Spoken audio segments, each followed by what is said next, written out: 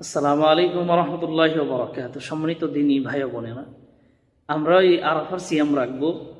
এটা কেন রাখবো? এটা হলো, এক নাম্বার হলো দোয়া, খয়রুদ দোয়াই দোয়া ইয়াউমিল আরাফা।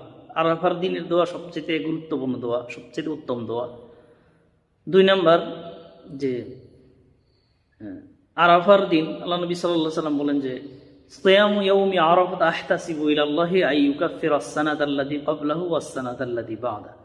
যে আমি আল্লাহর কাছে আশা রাখি আরাফার সিয়াম রাখলে পূর্বের পরের 2 বছরের গুনাহ আল্লাহ ক্ষমা করবেন।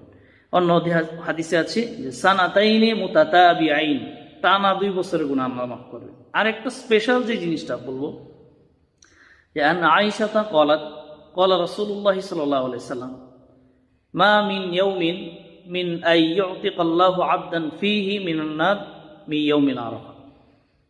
আরাফার দিন মহান আল্লাহ তাআলা বান্দাদের কাছাকাছি হন এবং বহু সংখ্যক মানুষকে আরাফার দিন জাহান্নাম থেকে মুক্তি দেন। সেই হিসেবে যারা আমাদের পূর্বে চলে গেছে, দাদা দাদি, নানা নানি, আরও যারা চলে গেছে, তাদের জন্য আরাফার দিনে স্পেশালি দোয়া করবেন। কারণ অনেক মানুষকে যেহেতু আল্লাহ মুক্তি দিয়ে দেন যা এই আরাফার দিনে, আপনি আপনার যারা চলে গেছে তাদেরকে উল্লেখ করে আল্লাহকে বলবেন যে আল্লাহ, তুমি যেহেতু এই দিনে বহু মানুষকে জাহান্নাম থেকে মুক্তি দাও, সুতরাং আমার পরিবার যারা চলে গেছে তাদেরকেও তুমি ওদের অন্তর্ভুক্ত করো, যাদেরকে তুমি জাহান্নাম থেকে মুক্ত রাখবে। এইভাবে দোয়া করবেন। আল্লাহ তাআলা কবুল করুন, আমিন।